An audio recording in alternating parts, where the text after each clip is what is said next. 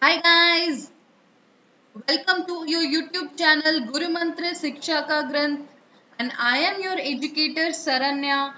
And today our topic is cell organelles and its functions. In the last session we saw the basics of cell biology, some of the basic concepts we understood, and in this session we are going to see some of the detailed concepts, especially on the cell organelles and its functions. It's very important because in your GATE exam, they might ask you questions giving the functions and ask you about what are the organelles performing those functions. So it is necessary for you to know the functions of cell organelles. As these are some of the basic concepts of cell biology, I hope you would have already studied about these concepts in your school. From your school time, I am definitely sure you will be studying the cell organelles and its functions. Even in your bachelor's, you would have studied about it. Even if you are not really thorough or sure about it, it's okay. We are going to cover it. You can actually become accustomed to the facts. You can understand them again. And those who already know about these cell organelles and its function, it will be like a revision. And for people who do not know the concepts and who have already forgotten some of the concepts, they might learn it and afterwards you can do the revision part. Okay, so let's go. The cell structure consists of various organelles which perform its functions to maintain the life processes.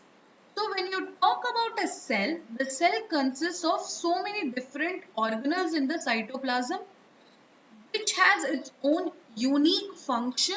Each organelle has its own unique function. They perform its function to maintain the life processes, to maintain the life processes in order for us to survive. Okay, the organelles perform its function to maintain the life processes in order for us to survive. First, we are going to talk about cell membrane and plasma membrane. Both are the same thing. Cell membrane or plasma membrane, they are the same thing. So every cell has a boundary around it. Okay, so every cell has a boundary around it, and that boundary is called as cell membrane or plasma membrane. What this boundary does is that protects the cell from its surrounding. It actually separates the cell from its surrounding. The surrounding can be an extracellular matrix, or if you're growing this cell in your laboratory, it can be the media. So what this cell membrane does is it protects your cell from the surrounding.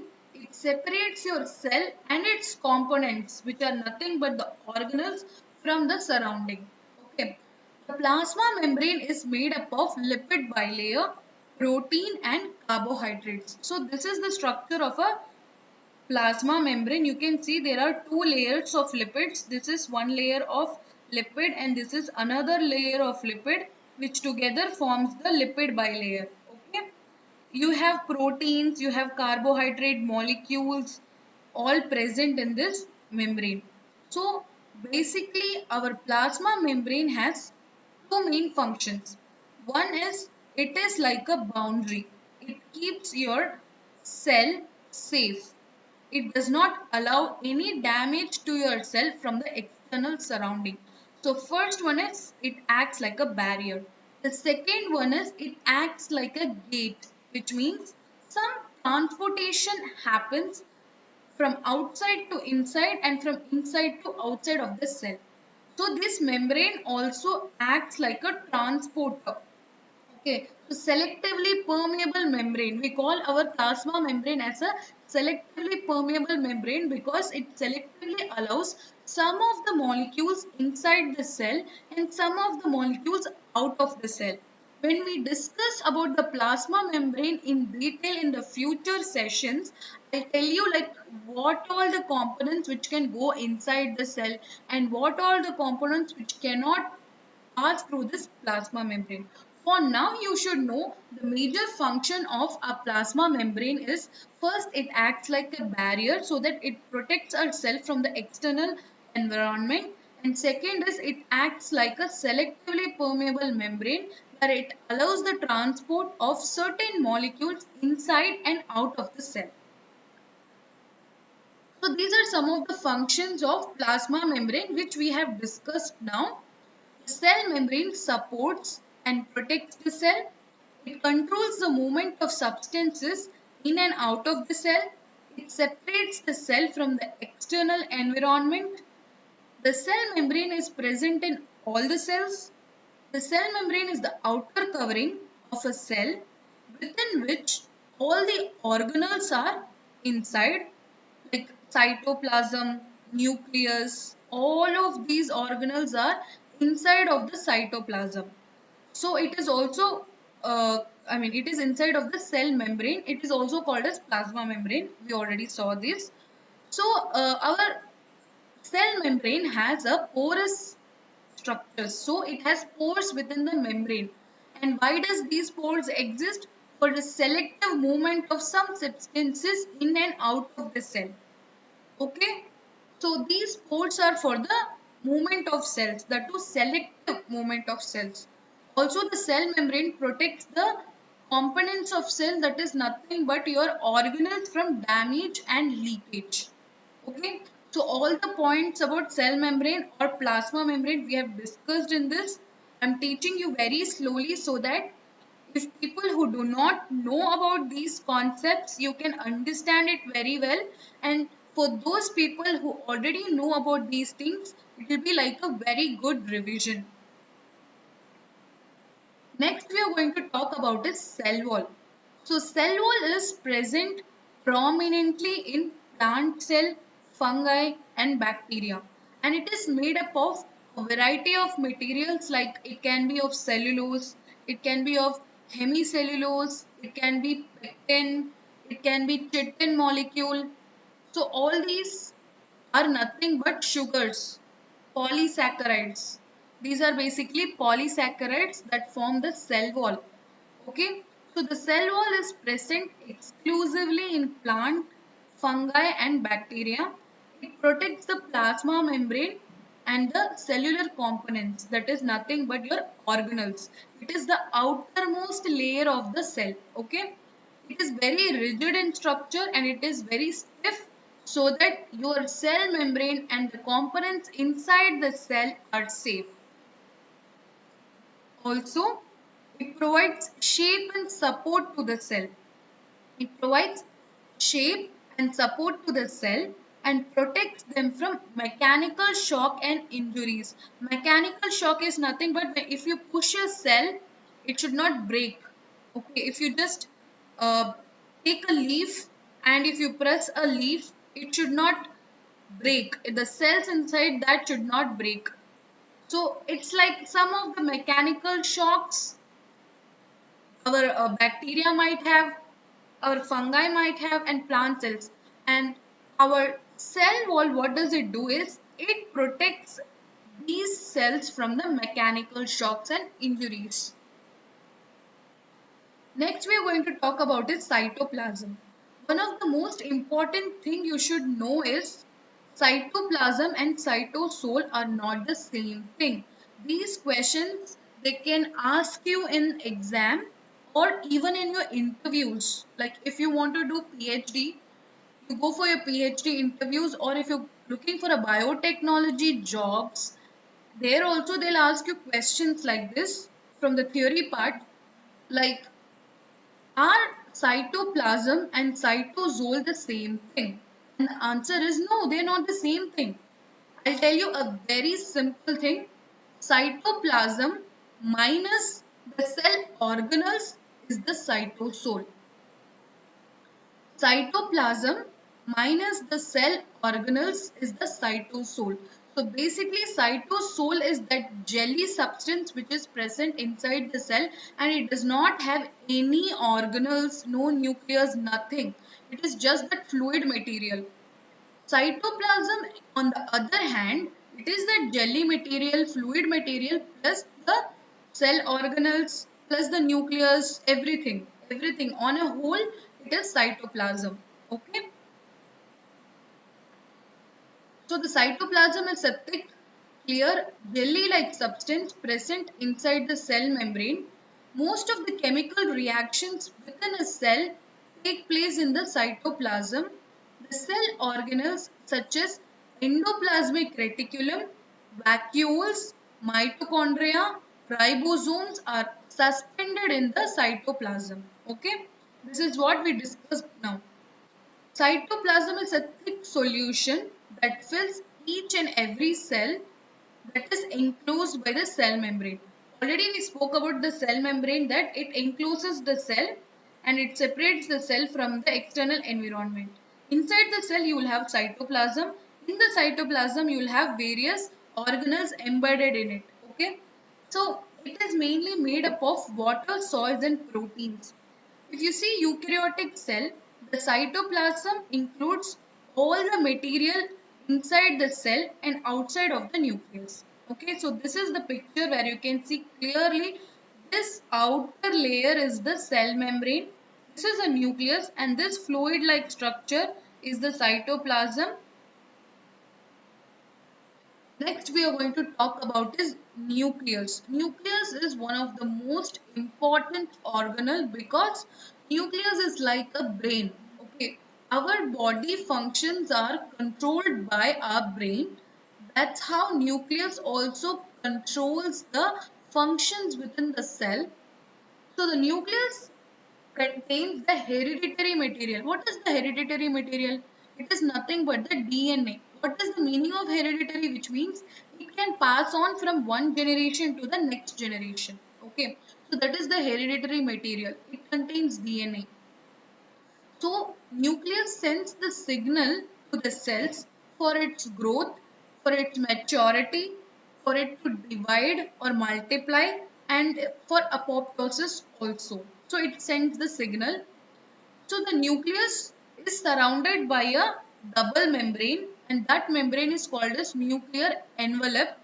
So what does this nuclear envelope do is this separates the DNA which is present inside the nucleus from the rest of the cell. Okay, so this acts like a cell membrane only. It is like a cell membrane only. What does the cell membrane do? It separates the cell from the rest of the environment. Similarly, nuclear envelope separates the nucleus and the cytoplasm. The nucleus protects the DNA and its integral component of a cell structure. Nucleus contains the genetic material, so it coordinates cell activities like protein synthesis, cell division. So you see the central dogma of molecular biology, we know that it is from DNA to mRNA to protein, right? So those activities are actually controlled by nucleus. Plus nucleus is the place where all the information related to what kind of protein is going to be made and what function it has is stored. So nucleus has the information of all the codes that will have the protein formation and its synthesis, its function, all of those information is present in the genetic material. The nucleus is made up of several components. Nuclear envelope, it is nothing but the outer membrane of the nucleus that protects the nucleus from its surrounding. Nuclear lamina, nucleolus, chromosomes and nucleoplasm. I'll discuss about all of these in the upcoming slides with the picture so that you can understand it clearly. If I just simply say the definition, it might not go and stored in your mind. But if you see the picture and I'll show you, it will be definitely stored in your mind. That is one important thing, that if you see the pictures and learn, you can understand it easily. It will be stored in your mind. That picture will be stored in your memory like a photograph. The sentences you read here, you might forget them. You might actually forget the sentences, but the picture, they will be like a photograph in your memory. That's why I actually keep a lot and lot of picture in my slides so that I can also explain you through the picture, and for people who like it, in written way, because some of the students do take notes. I actually recommend you to take notes. I'm getting comments like you guys want the PPT for revision and preparation purposes. What I suggest is, instead of using the PPT, make your own notes, because the time you make notes, like you write and make notes, that is one time revision. Second time when you read it, that is two time revision. After that, before the exam, you revise it three times revision over. Okay, so that is a better way in which you can retain the information in your brain. So all of these components work together in order for the nucleus to accomplish all of its function, like regulation of transcription of mRNA to protein, production of ribosomes, all these things will happen. Okay. So this is the structure of a nucleus. Look at it. Everything about the nucleus is present in this. Everything about the nucleus. That's why I always prefer pictures. Pictures will tell you the story so beautifully that a sentence cannot do. I've actually read somewhere that a picture tells about so many lines, like so many sentences can be confined into a picture, and so many pictures can be confined into a video. So picture is more clear when you study, so always have the picture in your mind. So this is the nucleus. You can see the outer membrane, which is a double membrane, is the nuclear envelope, and you can see in between the nuclear envelope you have pores, that we call it as nuclear pore, and this is the chromatin, the genetic material simply lying around here. This is the nucleoplasm. So nucleoplasm, no, this is the nucleolus. This is the nucleoplasm, like cytoplasm, which means inside the cell membrane you have cytoplasm. Similarly, inside the nucleus you have nucleoplasm, and this region is the nucleolus. Nucleolus is the region where rRNA is present, ribosome synthesis happens, and these are important for your protein production. Okay, so you can see another picture of the nucleus with its extension to the endoplasmic reticulum. So this is the nucleus, this is the nucleolus, this is the nuclear pore, this is the nucleoplasm, genetic material, chromatins, all those genetic material. This is the endoplasmic reticulum, which is extension of the nucleus. The nucleolus is the site of ribosome synthesis. Also, it is involved in controlling cellular activities and cellular reproduction. The nuclear membrane protects the nucleus by forming a boundary between the nucleus and the other cell organelles. Okay, so next we are going to talk about is endoplasmic reticulum. So endoplasmic reticulum is nothing but it is an extension of the nucleus. You can see this is a nuclear pore, and from that the extension of endoplasmic reticulum you can see here. It is like a series of flattened sacs within the cytoplasm of the eukaryotic cell, and it has several functions.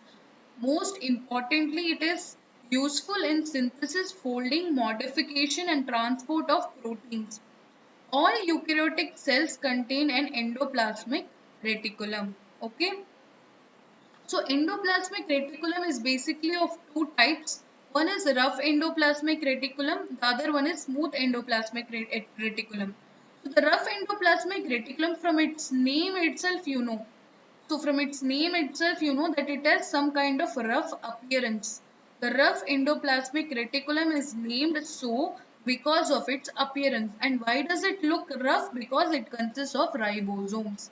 It is a series of connected flattened sacs having several ribosomes on its outer surface. It synthesizes and secretes protein in the liver. So, rough endoplasmic reticulum synthesizes protein in the liver, and it also synthesizes hormones and some other substances in the glands. Rough endoplasmic reticulum is prominent, which means it is present more in cells where the protein synthesis happens like hepatocytes. Hepatocytes means liver cells. The majority of the functions of rough ER is associated with protein synthesis. So if someone asks you what RER does, that is rough ER does, is protein synthesis, protein folding, protein sorting. These are the three things which RER does: protein synthesis, protein folding, and protein sorting. So rough endoplasmic reticulum also plays a vital role in protein folding. What is the meaning of protein folding? After the synthesis of the protein will be in its primary structure. It has to fold in order to form its tertiary structure or quaternary structure, so that it will be functional, biological functional activity it should have. For that, the protein needs to fold, and that process happens in the rough endoplasmic reticulum. The second most important function after protein synthesis and protein folding is protein sorting. What is the meaning of sorting?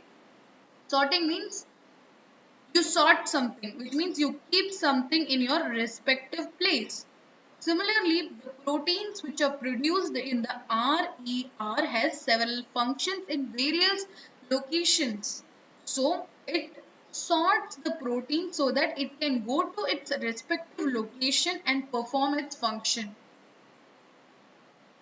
Next is SER, which is nothing but smooth endoplasmic reticulum. It is different from rough endoplasmic reticulum that it does not have a ribosome. That is why it is very smooth. From its name itself, you can find out it is very smooth in appearance because it does not have ribosome. Okay, so it is of tubular form. The major and important function of the smooth ER is the synthesis of phospholipids and cholesterol. Okay, it participates in the production of phospholipids, which are crucial lipids in the cell membrane and are also essential in the process of metabolism. Smooth ER transports the product of rough ER to the other cellular organelles, especially to the Golgi. So what this SER, that is smooth ER, does is whatever the products is made by the rough endoplasmic reticulum, it transports those products to the Golgi apparatus or to other cellular organelles. Smooth ER is responsible for the synthesis of essential lipids such as phospholipids and cholesterol. Smooth ER is also responsible for the production and secretion of steroid hormones. So steroid hormones are nothing but they are the derivatives of cholesterol. It is also responsible for the metabolism of carbohydrates, and it stores and releases the calcium ions. So the difference between the rough and smooth endoplasmic reticulum is that rough endoplasmic reticulum has ribosomes in it, and smooth endoplasmic reticulum does not have any ribosomes based on its structure. I hope today's class was interesting because it was all about cell organelles and it was all about the things which you already know. It would have been a good revision to all of you. Comment down below about how you liked the class. Like, share and subscribe to our YouTube channel Gurmantra. You can mail us any of your queries in tanijanahaofficial@gmail.com. You can contact us on 9351280000. Thank you so much. Have a nice day.